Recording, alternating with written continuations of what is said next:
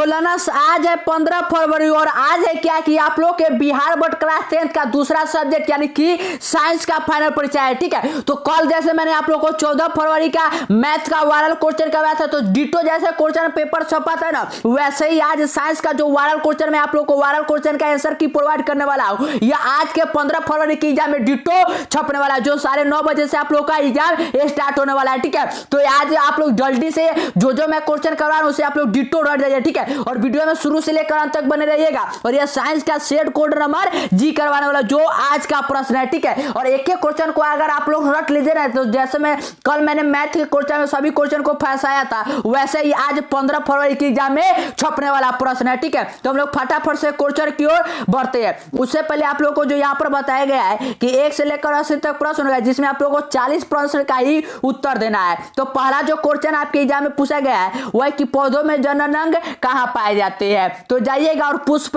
को गोला कर चले आइएगा। क्वेश्चन नंबर 2 जो आपके एग्जाम में पूछा गया है वह कि प्रकाश संश्लेषण की क्रिया होता है। तो आज जाइएगा और प्रकाश संश्लेषण की क्रिया यानी ऑप्शन नंबर डी हरे पौधों को टिक मारकर चले आइएगा। क्वेश्चन नंबर 3 जो आपके एग्जाम में वह कि प्रकाश संश्लेषण क्रिया में ऑक्सीजन किससे बाहर निकलता है। तो किससे बाहर निकलता है, तो यह CO2 से बाहर निकलता है। क्वेश्चन नंबर 4 जो आपके आज के एग्जाम में पूछा गया है वह कि जठर ग्रंथि कहां पाई जाती है। तो जठर ग्रंथि कहां पर, तो आमाशय में पाया जाता है। क्वेश्चन नंबर 5 जो आपके एग्जाम में पूछा गया है वह कि ग्लाइकोलाइसिस की प्रक्रिया संपन्न होता है। तो ग्लाइकोलाइसिस की प्रक्रिया याद रखिएगा कि कोशिका द्रव में। तो जाइएगा और 5 के ऑप्शन नंबर डी को गोला कर चले आइएगा। क्वेश्चन नंबर 6 जो आपके एग्जाम में पूछा गया है वह कि इथाइल अल्कोहल किस प्रकार के श्वसन से बनता है। तो इथाइल अल्कोहल आप लोग याद रखिएगा कि किस प्रकार के, तो यह अवायवीय श्वसन से बनता है। क्वेश्चन नंबर 7 जो आपके एग्जाम में पूछा गया है वह कि सबसे छोटी अंतःस्रावी ग्रंथि कौन है। तो सबसे छोटी अंतःस्रावी ग्रंथि कौन होता है, तो वह पिट्यूटरी ग्रंथि होता है।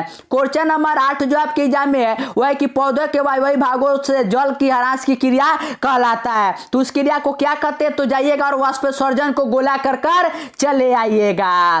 क्वेश्चन नंबर 9 जो आपके एग्जाम में पूछा गया है वह कि घेंगा रोग पनपता है। तो जाइएगा और 9:30 बजे, ठीक है, जो 9:30 बजे से स्टार्ट होगा और जहां पर आयोडीन की कमी मिलेगा उसे आप लोग गोला कर चले आइएगा।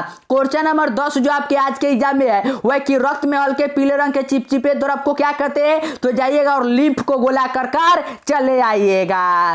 क्वेश्चन नंबर 11 जो आज आप लोगों के एग्जाम में पूछा जाएगा वह कि रक्तचाप मापने के उपकरण को कहते हैं। तो उसे क्या कहते हैं, तो याद रखिएगा कि उसे स्फिग्नोमैनोमीटर कहते हैं। क्वेश्चन नंबर 12 जो आपके आज के एग्जाम में पूछा जाएगा वह कि वाष्पोत्सर्जन की क्रिया पाई जाती है। तो वाष्पोत्सर्जन की क्रिया कहां पर, तो यह पौधों में पाया जाता है।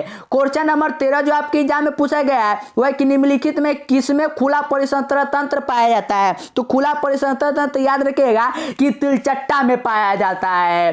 क्वेश्चन नंबर 14 जो आपके आज एग्जाम में पूछा गया है वह कि रक्त क्या है। रक्त क्या है, तो जाइएगा और रक्त कहां पर आप लोगों को उत्तक मिलेगा, उत्तक को गोला कर चले आइएगा।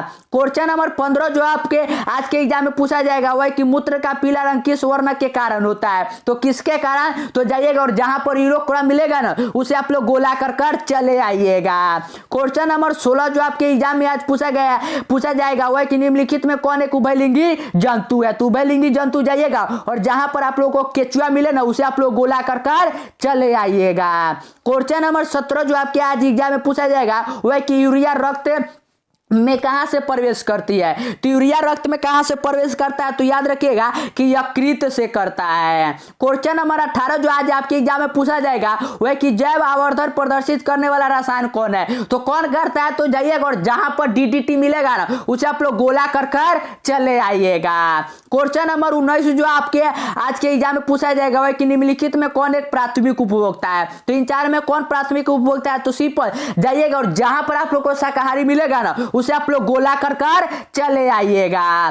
क्वेश्चन नंबर 20 जो आज आप लोगों के एग्जाम में पूछा जाएगा वह कि निम्नलिखित में कौन एक भूमिगत जल का उदाहरण है। तो भूमिगत जल का उदाहरण ये तो बार बार मैंने बताया था और वही सब क्वेश्चन आपके एग्जाम में छप चुका है। तो कौन है, तो कुआं होता है। तो राइट आंसर ए हो जाएगा। और आप लोग जल्दी से, जैसे मैंने कल 14 फरवरी के एग्जाम में जो क्वेश्चन करवाया था वो छपा था, वैसे ही आज आप लोग 15 फरवरी के 9:30 बजे से ये क्वेश्चन सब छपने वाले हैं। तो एक एक क्वेश्चन को रट जाइए, ठीक है। है। और अभी तक चैनल को सब्सक्राइब नहीं तो चैनल को सब्सक्राइब कर लीजिए और दोस्तों के साथ वीडियो को शेयर करते चलिए। क्वेश्चन नंबर 21 जो आज पूछा जाएगा वह कि प्राकृतिक चुनाव द्वारा जीवों का विकास कहलाता है। तो प्राकृतिक चुनाव द्वारा जीवों का विकास क्या कहलाता है? तो डार्विनवाद कहलाता है। क्वेश्चन नंबर 22 जो आपके एग्जाम में आज पूछा जाएगा वह कि हरे पौधे कहलाते हैं। तो हरे पौधे क्या कहलाते हैं? तो याद रखिएगा कि उत्पादक कहलाते हैं। क्वेश्चन नंबर 23 जो आज पूछा जाएगा वह कि अंडोत्सर्ग का कारण है। तो अंडोत्सर्ग का कारण क्या है? तो जाइएगा और जहां पर आप लोग को LH मिले ना उसे आप लोग गोला कर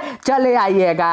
क्वेश्चन नंबर 24 जो आज पूछा जाएगा वह कि लैंगरहैंस की दूपिका कहां पाई जाती है। तो लैंगरहैंस की दूपिका कहां पर? तो याद रखिएगा कि आग्नेयाशय में पाया जाता है। क्वेश्चन नंबर 25 जो आज पूछा जाएगा ना वह कि थायरोक्सिन हार्मोन के संश्लेषण में निम्नलिखित में किसका होना आवश्यक है। तो किसका होना आवश्यक है? तो याद रखिएगा कि आयोडीन का होना आवश्यक है। क्वेश्चन नंबर 26 जो आज पूछा जाएगा वह कि निश्चल कणिकाएं पाई जाती है। तो निश्चल कणिकाएं जाइएगा और न्यूरॉन में जहां पर होगा उसे आप लोग गोला कर चले आइएगा। क्वेश्चन नंबर 27 जो आज आपके एग्जाम में पूछा जाएगा वह कि मानव मस्तिष्क का वजन, जो हम लोग का सर होता है उसका वजन कितना होता है। तो जाइएगा और जहां पर आप लोग को आधा किलो से लेकर 1.5 किलो का ऑप्शन मिले ना उसे आप लोग गोला कर चले आइए, यानी 27 के जाइएगा और ऑप्शन नंबर बी को गोला कर चले आइएगा। मैं आप लोग को सेट कोड नंबर जी करवा रहा हूं, ठीक है। सेट कोड नंबर जी जो आप लोग को मिले, ए मिले, बी मिले, सी मिले, डी मिले, ई मिले, एफ मिले, एच मिले, जो भी मिले उसमें पहले क्वेश्चन को मिला लीजिएगा, ठीक है। और क्वेश्चन मिलाने के बाद जो क्वेश्चन में आपको आंसर आप लोगों को बता रहा ना उसे जाइएगा डिटो टिक मार कराना है, वहां पर आप लोग को रुकना नहीं है, ठीक है। क्योंकि इसलिए मैंने सबसे पहले 6 बजे से आप लोगों को वायरल क्वेश्चन करवा रहा हूं। क्वेश्चन नंबर 28 जो आपके एग्जाम में पूछा जाएगा आज वह कि निकट दृष्टि दोष अथवा दूर दृष्टि दोष के निवारण हेतु प्रयुक्त लेंस द्वारा बना प्रतिबिंब होता है। तो कैसा प्रतिबिंब होता है? तो जाइएगा और वास्तविक और उल्टा को गोला कर चले आइएगा। क्वेश्चन नंबर 29 पूछा गया कि साइड मिरर के रूप में निम्नलिखित में कौन प्रयुक्त होता है। तो साइड मिरर के रूप में जाइएगा और जहां पर आप लोगों को उत्तल दर्पण मिले ना उसे आप लोग गोला कर चले आइएगा। क्वेश्चन नंबर 30 जो आपके एग्जाम में यहां पर पूछा जाएगा ना वह कि अवतल लेंस द्वारा प्राप्त प्रतिबिंब होता है। तो अवतल लेंस द्वारा प्राप्त प्रतिबिंब याद रखिएगा कि आभासी भी होता है, सीधा भी होता है और छोटा भी। तो राइट आंसर डी हो जाएगा।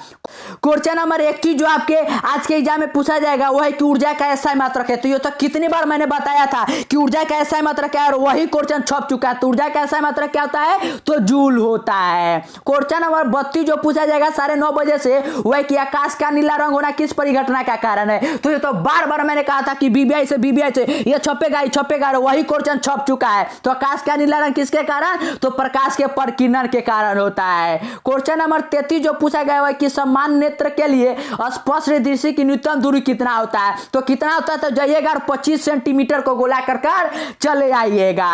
क्वेश्चन नंबर 34 जो आपके एग्जाम में पूछा गया है वह कि किसी उत्तल लेंस का फोकसर 50 सेंटीमीटर है तो उसकी क्षमता क्या होगा, ठीक है। तो 34 का जाइएगा, ठीक है, 9:30 बजे से और जहां पर आप लोग 2D देखे ना +2D उसे आप लोग गोला कर चले आइएगा। क्वेश्चन नंबर 35 जो 9:30 बजे से पूछा जाएगा वह कि एक प्रिज्म के कितने सतहों से घिरा रहता है। तो एक प्रिज्म कितने सतहों से घिरा रहता है? तो याद रखिएगा कि 2 से 3 सतहों से घिरा रहता है। जैसे रहता है 1, 2 और 3, तो 3 सतहों से रहता है। क्वेश्चन नंबर 36 जो आज आप पूछा जाएगा वह कि अभिनेत्र लेंस की फोकस दूरी में परिवर्तन किया जाता है। तो अभिनेत्र लेंस में फोकस दूरी किसके द्वारा? तो पश्चिमाजी पेशियों द्वारा किया जाता है। क्वेश्चन नंबर 37 जो आज पूछा जाएगा वह कि प्रकाश के परावर्तन के कितने नियम है। तो ये तो बार बार मैंने दावा ठोक कर कहा था कि प्रकाश के परावर्तन या अपवर्तन से कोई छपेगा और परावर्तन छप चुका है। तो कितना होता है? तो 2 होता है। क्वेश्चन नंबर 38 जो आपके एग्जाम में पूछा जाएगा वह कि फोटोग्राफी कैमरा का भी दृश्यक होता है। तो कैसा होता है अभी दृश्यक? तो याद रखिएगा कि उत्तल लेंस होता है। क्वेश्चन नंबर 39 जो आपके एग्जाम में पूछा गया वह कि यदि एक किरण अवतल दर्पण पर लंबवत आती हो तो परावर्तन के बाद किरण किस बिंदु से गुजरेगा। तो किस बिंदु से गुजरेगा? तो वह कर्ता केंद्र से गुजरेगा। क्वेश्चन नंबर 40 जो आपके एग्जाम में आज पूछे जाने वाला है कि यदि एक प्रिज्म से एक वर्णिक किरण गुजरे तो इसका नहीं होगा। तो इसका क्या नहीं होगा? तो याद रखिएगा इसका वर्ण विक्षेपण नहीं होगा। तो राइट आंसर बी हो जाएगा। जो मैं क्वेश्चन करवा रहा हूं ना जैसे कल छपा वैसे ही आज 15 फरवरी को 9:30 बजे से छपने वाला है। अभी से देखा जाए तो सिर्फ 3.5 घंटा ही बचा है। तो एक क्वेश्चन को आप लोग फटाफट से याद करती चलिए, क्योंकि समय आप लोग के पास नहीं है। मैं फटाफट से इसलिए डील करते चला हूं ताकि आप लोग को कम समय में ज्यादा से ज्यादा कंटेंट प्रोवाइड हो, ताकि आप लोग जाइएगा और कम से कम 80 में से आप लोग 75 तो कर ही आइएगा। क्वेश्चन नंबर 41 जो आपके एग्जाम में आज पूछा जाएगा वह कि पवन विद्युत जनित्र में कुंडली को घुमाने का काम मूलतः करती है, तो क्या करती है? तो याद रखिएगा कि गतिमान हवा करता है। क्वेश्चन नंबर 42 जो पूछा जाएगा वह कि कांच की अवतल लेंस की वायु में शक्ति होता है, तो कैसा शक्ति होता है? तो ऋणात्मक शक्ति होता है। क्वेश्चन नंबर 43 जो आपके एग्जाम में पूछा जाएगा वह कि निम्नलिखित में कौन विद्युत का सुचालक है? तो विद्युत का सुचालक कौन है? तो याद रखिएगा कि जो पेंसिल का नुकील यानी कि ग्रेफाइट होता है। क्वेश्चन नंबर 44 की ओर बढ़ते तो क्वेश्चन नंबर 44 जो आज पूछा जाएगा वह कि वक्रता त्रिज्या 1 मीटर के होता है दर्पण की फोकस दूरी हो गया, तो 1 मीटर की फोकस दूरी की क्या होगा? तो याद रखिएगा कि 50 सेंटीमीटर हो जाएगा। क्वेश्चन नंबर 45 जो पूछा जाने वाला है वह कि सघन माध्यम से विरल माध्यम में जाती हुई किरण अविलंब से विचलित हो जाती है, अविलंब से विचलित हो जाती है, तो क्या होता है? तो याद रखिएगा कि अविलंब से दूर हो जाता है। क्वेश्चन नंबर 46 जो पूछा जाएगा वह कि विद्युत धारा उत्पन्न करने की युक्ति को कहते हैं, तो विद्युत धारा उत्पन्न करने की युक्ति को क्या कहते हैं? तो जनरेटर यानी कि जनित्र कहते हैं। क्वेश्चन नंबर 47 जो पूछा जाएगा वह कि ऊर्जा का पारंपरिक स्रोत है, तो ऊर्जा का पारंपरिक स्रोत क्या होता है? तो जाइएगा और सौर ऊर्जा को गोला कर चले आइएगा। क्वेश्चन नंबर 48 जो पूछा जाएगा वह कि कांच के समांतर पट्टिका पर श्वेत किरण तिरछी आपतित होती है, तो निम्नलिखित में कौन प्रथम के साथ घटित होगा? ठीक है, तो कौन प्रथम अपवर्तन के साथ घटित होगा? तो जाइएगा और विचलन को गोला कर चले आइएगा। क्वेश्चन नंबर 49 जो आपके एग्जाम में पूछा गया है वह कि हमारे घरों में जो विद्युत आपूर्ति की जाती है वह है, तो वह क्या है? तो याद रखिएगा कि 220 वोल्ट का प्रत्यावर्ती धारा होता है। क्वेश्चन नंबर 50 जो आपके एग्जाम में पूछा गया है वह कि जस्ता की परमाणु संख्या है, तो जाइएगा 9:30 बजे से और जस्ता के यानी कि जिंक के परमाणु संख्या 30 को गोला कर चले आइएगा। 51 नंबर है कि ध्रुवीय सोडा का रासायनिक सूत्र क्या होता है? तो 51 का जाइएगा, ठीक है, और ऑप्शन नंबर है Na2CO3 × 10H2O को गोला कर चले आइएगा। क्वेश्चन नंबर 52 जो आपके एग्जाम में पूछा जाएगा वह क्या कि निम्नलिखित में कौन प्रबल चालक है? तो प्रबल चालक जाइएगा और NaOH को गोला कर चले आइएगा। क्वेश्चन नंबर 53 जो आपके एग्जाम में पूछा जाएगा वह कि हेमाटाइट निम्नलिखित में किस धातु का अयस्क है? तो हेमाटाइट किसका होता है? तो ये तो बार बार मैंने बताया था और वही क्वेश्चन छप चुका, तो किसका होता है? आयरन का यानी कि लोहा का होता है। क्वेश्चन नंबर 54 जो आपके एग्जाम में पूछा गया है वह कि सल्फाइड अयस्क का सांद्रण में किस विधि द्वारा होता है? तो याद रखिएगा कि इसका होता है फेन उत्प्लावन विधि द्वारा। क्वेश्चन नंबर 55 जो आपके एग्जाम में पूछा गया है वह की अभिक्रिया 2Zn + O2 मिलकर 2ZnO किस प्रकार की अभिक्रिया है? तो यह किस प्रकार का अभिक्रिया? तो यह उपचयन अभिक्रिया है।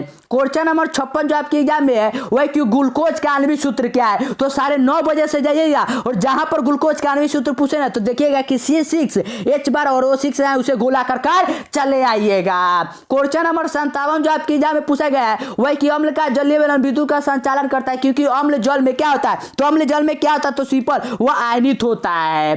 क्वेश्चन नंबर 58 जो आपके एग्जाम में पूछा गया है वह कि लिथियम के एटम सेल में इलेक्ट्रॉनों का विद्यमान होता है, तो कितना विद्यमान होता है? तो जाइएगा और 1 को गोला कर चले आइएगा। क्वेश्चन नंबर 59 है कि आवर्त सारणी के शून्य समूह के तत्व, शून्य समूह मतलब वर्ग 18 के तत्व कौन है? तो हीलियम है, तो राइट आंसर सी हो जाएगा।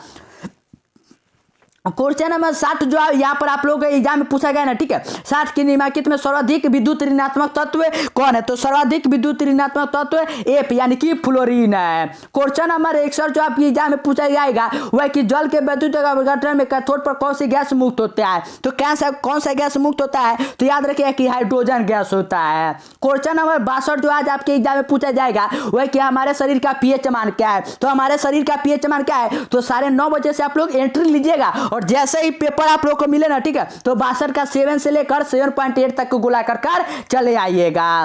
क्वेश्चन नंबर 63 पूछा जाए कि निम्नलिखित यौगिक में कौन अम्ल है? तो कौन अम्ल है? तो 63 का जाइएगा, ठीक है, और राइट आंसर डी H2SO4 को गोला कर अम्लों को राजा को गोला कर चले आइएगा। क्वेश्चन नंबर 64 जो पूछा जाएगा वह कि निम्नलिखित में कौन संश्लेषी सूचक है? तो कौन है संश्लेषी सूचक है? तो वह मेथिल ऑरेंज है।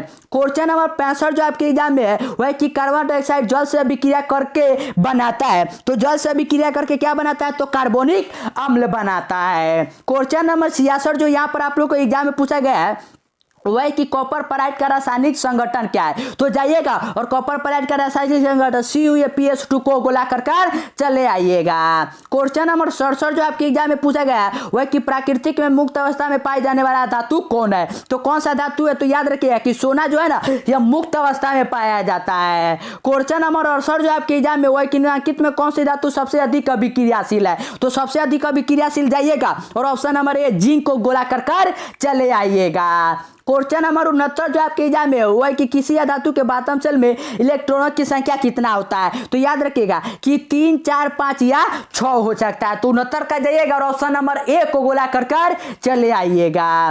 क्वेश्चन नंबर 70 जो आपके एग्जाम में हुआ है कि पीतल निम्नलिखित में किनकी मिश्र धातु है, तो पीतल किसका मिश्र धातु होता है, तो यह कॉपर और जिंक का होता है। तो आई होप कि आप सभी क्वेश्चन को याद करते चले हुए, ठीक है। मैं फटाफट से इसलिए बता रहा था कि समय कम लगे, तो एक एक क्वेश्चन को आप लोग बिना देरी किए हुए याद करते चले, क्योंकि कल जैसे 14 फरवरी का छपा है ना वैसे आज ये 15 फरवरी का फर्स्ट शिफ्ट का क्वेश्चन छपने वाला, ठीक है। और फर्स्ट शिफ्ट के बाद जो सेकंड शिफ्ट का एग्जाम होने वाला है तो सेकंड शिफ्ट का भी एग्जाम सबसे पहले वायरल क्वेश्चन इसी पर प्रोवाइड किया जाएगा। इसलिए अगर आप लोग चैनल को सब्सक्राइब नहीं किए तो चैनल को सब्सक्राइब कर लीजिए, ठीक है, क्योंकि चैनल को सब्सक्राइब कर लीजिए तो जब भी वीडियो आएगा तो सबसे पहले नोटिफिकेशन चला जाएगा, ठीक है।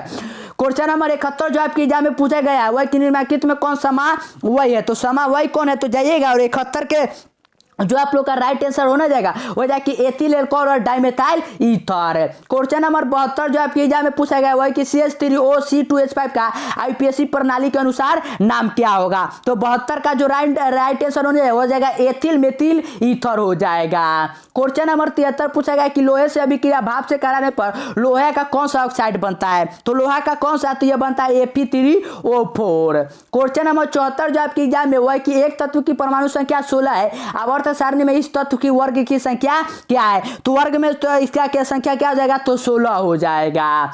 क्वेश्चन नंबर 75 जो 9:30 बजे से आज पूछा जाने वाला है वह कि निम्नलिखित में कौन धातु तनु सल्फ्यूरिक अम्ल के साथ अभिक्रिया नहीं करती है, तो कौन अभिक्रिया नहीं करता है, तो 75 का जाइएगा और सी यानी कि कॉपर को गोला कर चले आइएगा। क्वेश्चन नंबर 76 जो आपके एग्जाम में पूछा गया है वह कि एक मिश्र धातु में 90% सी और 10% टीन है, तो यह मिश्र धातु का नाम है, तो मिश्र धातु का नाम क्या है, तो यह ब्रोंज है।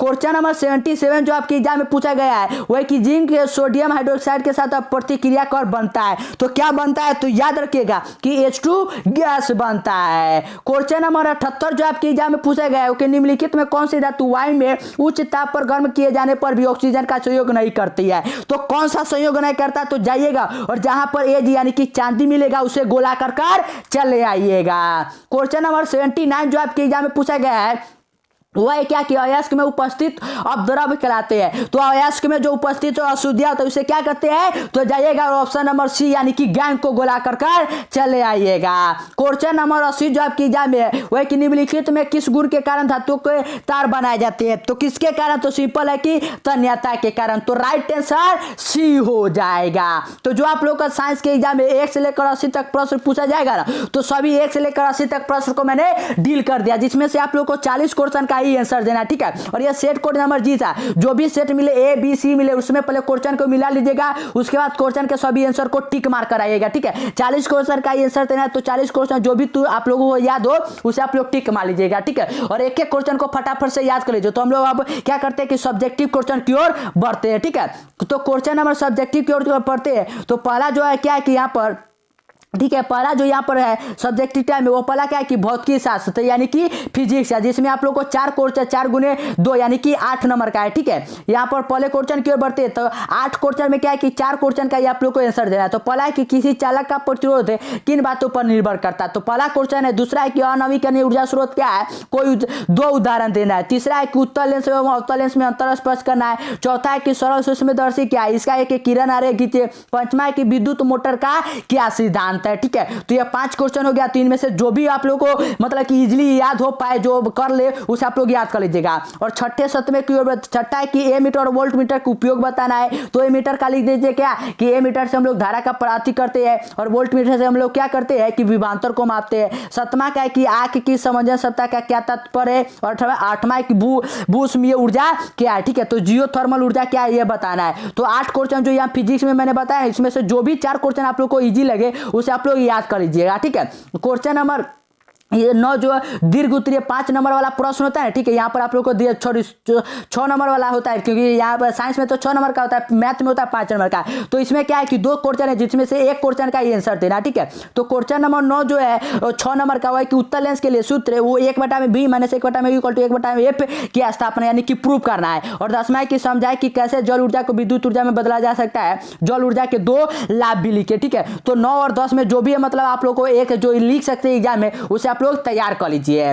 क्वेश्चन नंबर 11 जो आपके एग्जाम में है वह क्या है कि यहाँ पर तो आपकी केमिस्ट्री है, जिसमें 4 क्वेश्चन का आंसर देना है। 11 नंबर क्या है कि वन संपदा पर आधारित किन्हीं 2 उपयोग उद्योगों का नाम लिखना है। दूसरा 12 नंबर है कि निम्नलिखित में इलेक्ट्रॉन बिंदु संरचना लिखना है यहाँ पर, ठीक है। क्वेश्चन नंबर 13 है कि निम्नलिखित अभिक्रिया के उपचयित तथा अपचयित होने वाले पदार्थों की पहचान करना है। ऑप्शन ए ऑप्शन 2 दिया हुआ है।